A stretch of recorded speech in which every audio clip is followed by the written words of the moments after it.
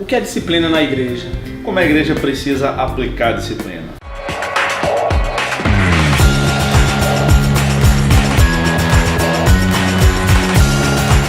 Eu sou Edivaldo Filho e eu sou professor da Escola Bíblica hoje. Eu sou Bruno César, também sou professor da Escola Bíblica hoje. A igreja sofre às vezes grandes extremos, Bruno, com relação à disciplina. E essa palavra disciplina na igreja, cara... Disciplina, pensa uma palavra que assusta muita gente, Bruno. É bem provável que você está assistindo esse vídeo, conhece alguém, se é que você mesmo já passou pela disciplina dada por alguma instituição denominacional evangélica. Disciplina, eu tenho entendido, ela tem sofrido alguns extremos, porque a palavra disciplina é bíblica. Sim. Porém, a forma que essa disciplina é aplicada, ela tem alguns extremos e tem muita gente ferida, tem muita gente que hoje está totalmente decepcionado com a igreja, e não seria com Deus, mas usa o nome de Deus porque foi aplicada de forma equivocada a disciplina na vida dessas pessoas. Pessoas que nós conhecemos em comum, pessoas que só eu conheço, talvez Bruno também conheça algumas pessoas, que já foram disciplinadas na sua igreja local por vários motivos. Por exemplo, porque jogou futebol. Aí só vale se tiver jogado ruim, né? Sim. Pessoas que foram disciplinadas porque vestiram uma roupa diferente daquele padrão que as pessoas, que a igreja, aquela igreja local tinha para dar.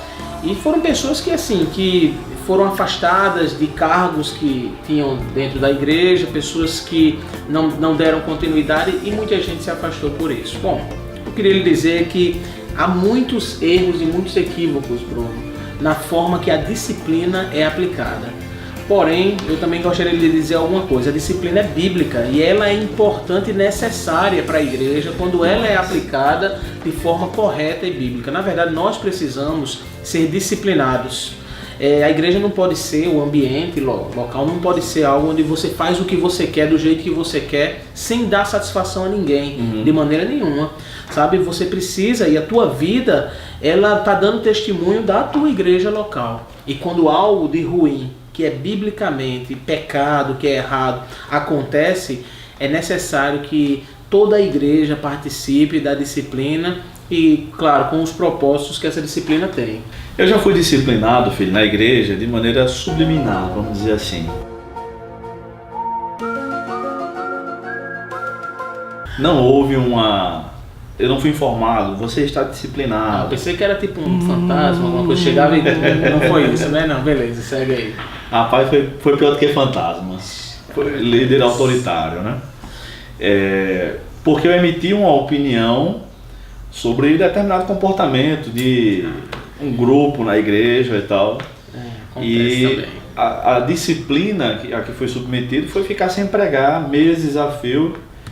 Eu já não pregava, era difícil, mas já fiquei mais tempo sem pregar e aí percebi que estava sendo escanteado. Entendi. Porque aquelas pessoas a quem eu havia emitido uma opinião, sobre quem eu havia emitido uma opinião, eram pessoas importantes na igreja, financeiramente falando, então não era interessante que eu tivesse falado delas, entendeu? O que menos se questionou, ou se é que houve algum questionamento, foi sobre o comportamento, mas eu não podia falar, tá? Sobre essas pessoas. É um outro extremo, infelizmente, cara. Infelizmente, né? Isso já havia nos tempos bíblicos e há hoje também.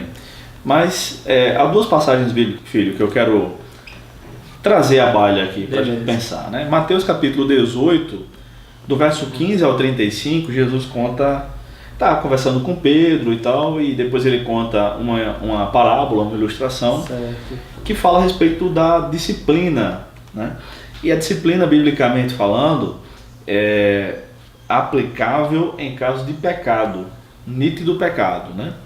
Se alguém pecar contra você, vai até essa pessoa, e o texto bíblico diz, se você convencê-la, ganhaste essa pessoa.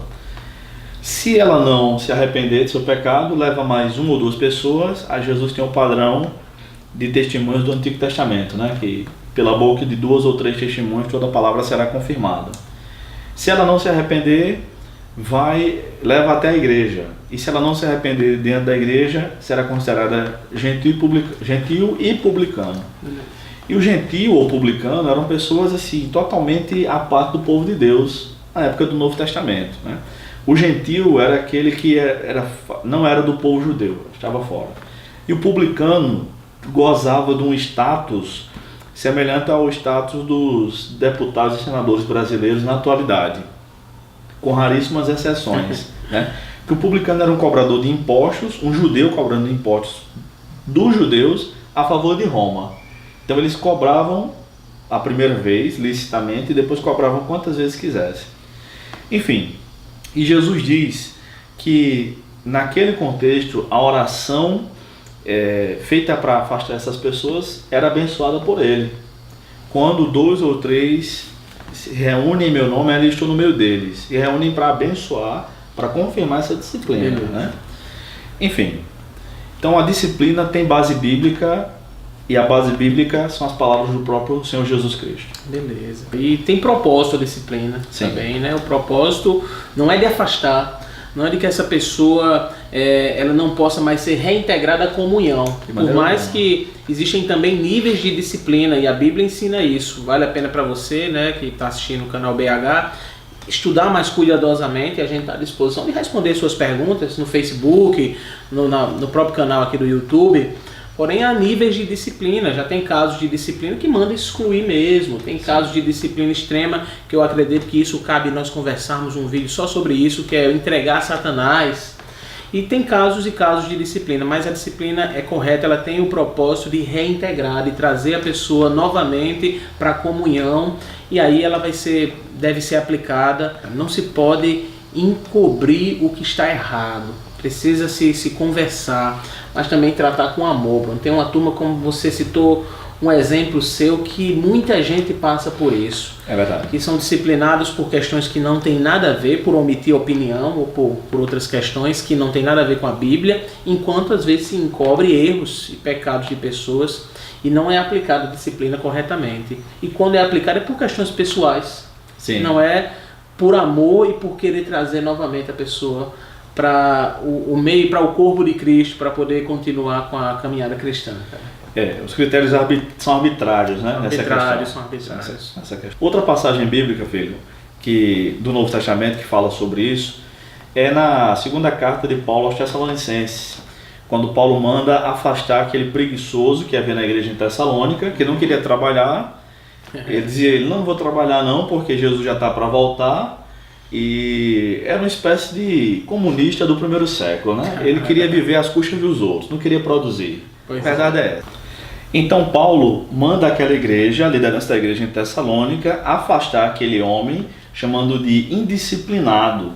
Na verdade, ele está sendo um peso para a igreja, ele está quebrando o princípio do evangelho que Paulo deixa muito claro ali. Aquele que não quer trabalhar, também não coma. Biblicamente e historicamente, o cristianismo é marcado por produtividade, por produção. Ele não trabalha, então não tem o direito de se alimentar. É diferente de outros casos, por exemplo, das viúvas, que Paulo vai falar depois. Tem toda uma questão de contexto e cultura. Mesmo assim, Paulo não deixa que qualquer viúva, aí nas cartas a Timóteo, receba a ajuda da igreja. Ele ainda assim estabelece alguns critérios. Mais velhas, um deles. Isso. Então hoje em dia, né, a gente vai fazer, mais uma vez prometendo aqui, outro vídeo sobre essa questão de produtividade e tal. Vai não! Envolvendo questões econômicas, com a ajuda do nosso grande editor e chefe aqui, Samuel. Ele não vai não! Tá? Mas a igreja precisa disciplinar os indisciplinados, os vagabundos. O cara não quer trabalhar, quer ser pesado da igreja? Não, tem que afastar ele, tem que disciplinar. É por aí, cara.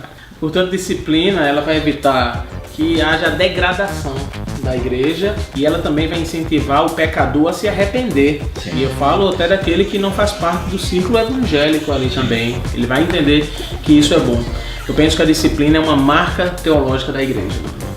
Bom, esse é mais um vídeo do canal EBH. Nós queríamos que você compartilhasse, pudesse divulgar entre seus amigos, passasse na sua sala de escola bíblica, no seu grupo de estudo, compartilhasse com o pessoal e também desse suas opiniões, mandasse sugestão de tema para que a gente pudesse estar conversando sobre isso. Que Deus nos abençoe e até a próxima, querendo Ele.